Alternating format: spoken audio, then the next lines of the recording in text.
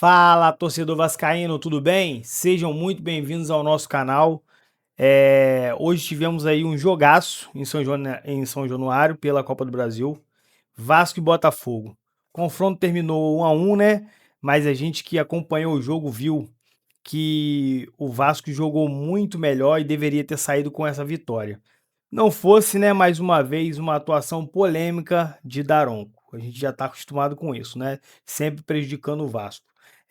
Trouxe para vocês aqui alguns vídeos pós-jogo, programas esportivos aí debatendo essa atuação do Vasco, que foi de deixar a torcida bem empolgada.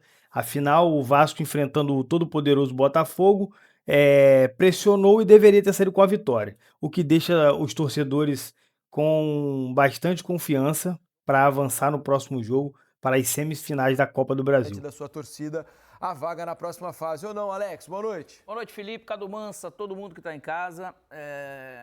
Um pouco melhor, sim, também acho, o Vasco, jogando em casa, né? Teve mais ações, né? Esse lado um pouco mais cauteloso do Botafogo, porque está com o resultado, né? Nesse sentido. Leva um resultado importante para casa, mas aí vem uma questão que eu acho que já entra em discussão, de repente, por causa desses dois últimos jogos, aproveitamento do Diniz de 39% apenas no Vasco, mas o Vasco ele tem realmente uma cara, ele tem uma evolução que ele precisa também de mais atletas, acredito eu, e hoje ele mostra que ele pode competir, assim, né?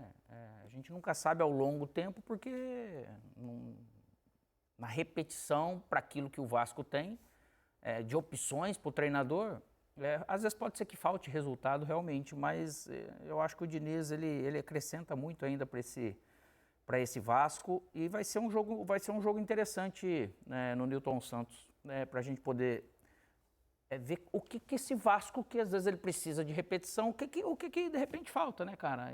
Mas eu acho que o Vasco foi um pouquinho melhor, o Botafogo mostrou ser um pouco mais ter uma regularidade um pouco maior de um time também um pouco mais cascudo.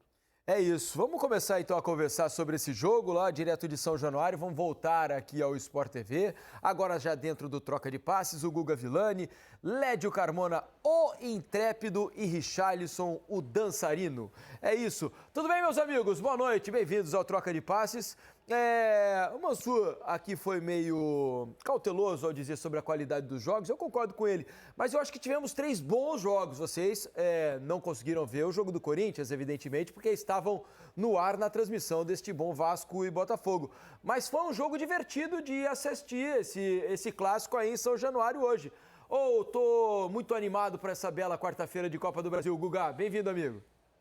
Eu tô contigo. Tudo bem, Diniz, amigos? Ótimo. Boa noite a todo mundo ligado no Troca.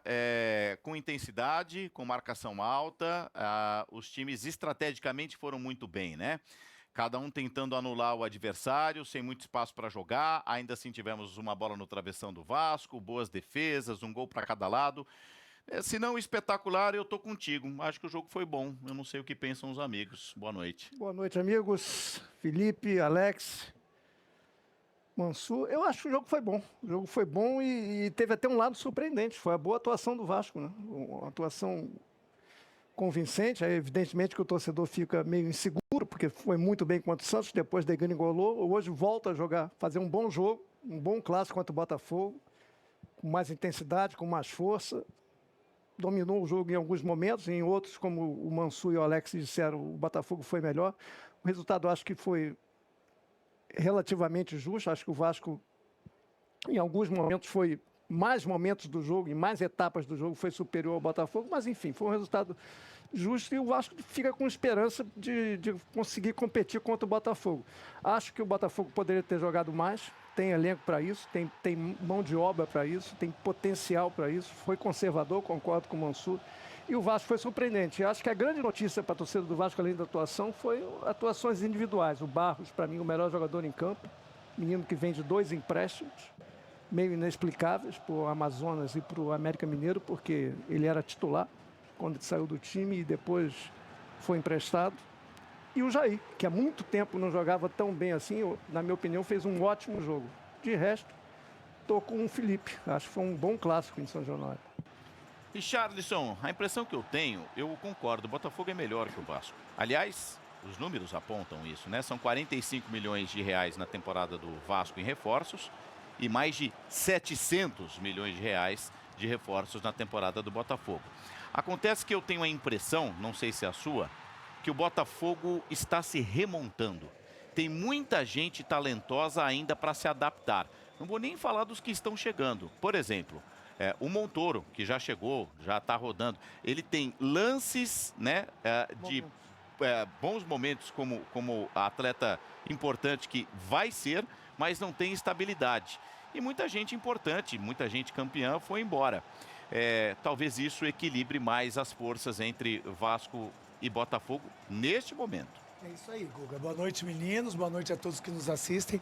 Duas coisas me chamaram a atenção nesse jogo, principalmente do lado do Botafogo. Primeiro, a ousadia do David Ancelotti de trazer os dois atacantes e jogarem com dois centroavantes. Ele não jogou, um exemplo, não como o Palmeiras joga, com o Vitor Roque como um 9 e o Flaco como um 10. Não, jogaram-se os dois como 9, dois centroavantes mesmo, com o Montoro de um lado e o Arthur do outro.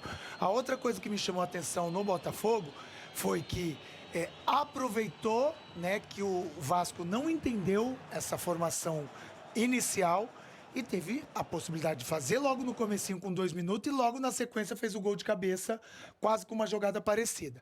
Depois disso, e aí vem o lado do Vasco que eu acho que é importante ressaltar, o Vasco acordou, entendeu o que precisava fazer para tirar esse conforto do Botafogo, desse novo Botafogo, e aí sim entrou no jogo. Logo aos 18 minutos faz o gol do Jair, e aí nesse finalzinho de primeiro tempo, o Vasco foi superior. Não criou grandes possibilidades? Não. Mas teve mais controle de jogo.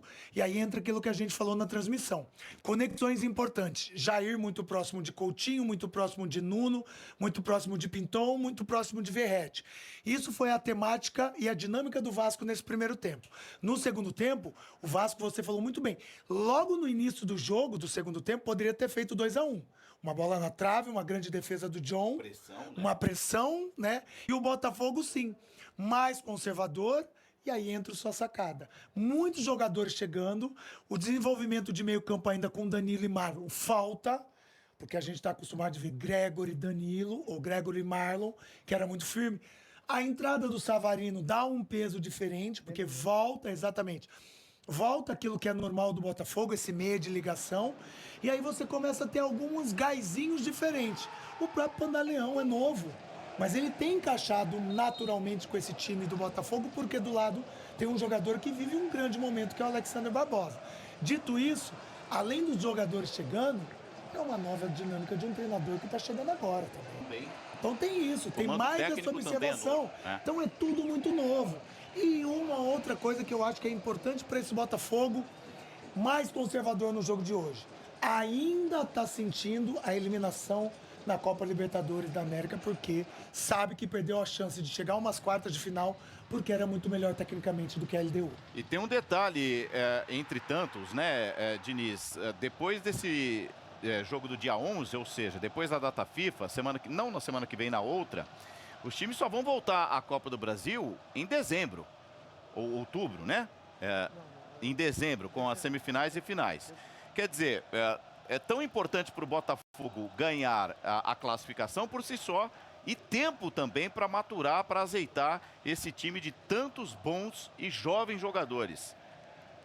É verdade, e o Vasco na mesma, né? Porque vocês falavam sobre a remontagem do Botafogo, o Vasco também está ganhando jogadores. Se a gente pensar no que foram as substituições do Vasco hoje, já há uma certa melhora no nível de trocas, né, em relação ao que vinha sendo anteriormente. Quando eu disse que eu achei que o Vasco foi melhor que o Botafogo no jogo hoje, eu acho que tem muito reflexo na participação dos goleiros. Porque o John hoje foi muito mais decisivo do que o Léo Jardim. O Léo Jardim estava tentando recuperar pela memória, não fez nenhuma grande defesa hoje. Né? Teve um chute de fora da área do Pantaleão, né? Que foi uma defesa simples ali, que ele espalma para escanteio, mas uma defesa simples. Já o John não, o John tomou bola na trave, o John fez uma grande defesa numa chapada do Coutinho, o John pega uma cabeçada... Isso, teve a cabeçada do Verratti. Então, acho que o John acabou se destacando muito mais do que o Léo Jardim. Agora, tem boas notícias para o Vasco. Primeiro, a parte do equilíbrio defensivo.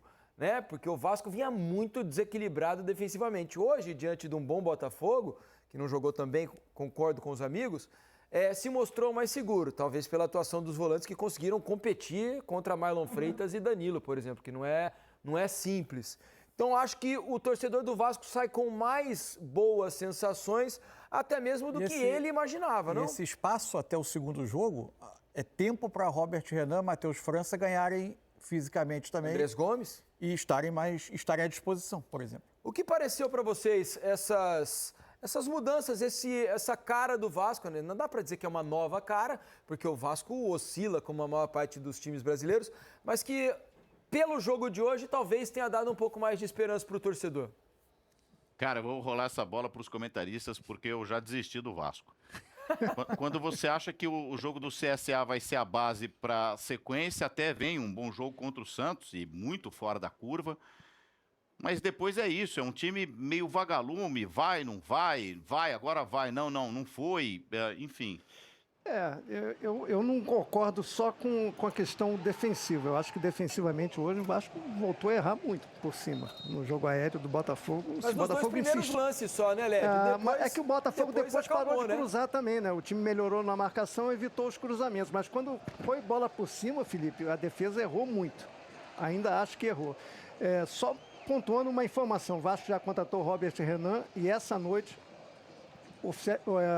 oficializou, não sei se eles já anunciaram oficialmente, mas o negócio foi fechado com o Carlos Cuesta, o outro zagueiro colombiano. Então é mais um zagueiro que o clube contrata. O que mostra que tem essa deficiência aérea muito clara da defesa do Vasco. Mas eu acho que a notícia boa é essa. O Vasco recuperou um bom jogador, que é o Jair. Eu acho que se ele conseguir manter essa sequência vai ser muito bom para o time.